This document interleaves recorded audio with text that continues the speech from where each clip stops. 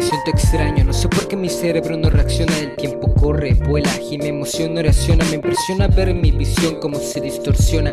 Rayos, las nubes empiezan a tomar forma, me encierra. Mi intelecto no es más que una hipnosis, producto del efecto más extenso y sutil frenesí. Nací en el año menos indicado.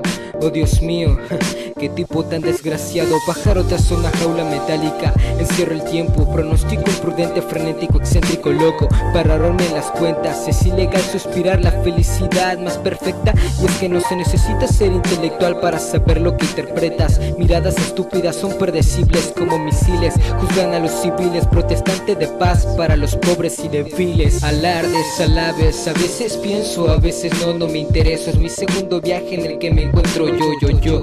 Me perdí de emocionantes, mis notas vacías como las de Mickey Gardner. Ya sé, la amnesia decidió soltarme, el humo sube. Ahora sí vi de Marte, salté al espacio gravitacional. Dime, dio la aventó en su nave interespacial. Ya el tiempo pasa demasiado lento, no hay tristezas, creo que hoy sí me siento contento, concreto, cierto. Más vale quedarme aquí quieto, tengo los ojos rojos, pero no ando puesto. Ahora que el mundo a mi alrededor atrofia, el silencio se escucha, mudos en medio de las charlas más allá. El dióxido tapa el horizonte, no sé qué hacer yo.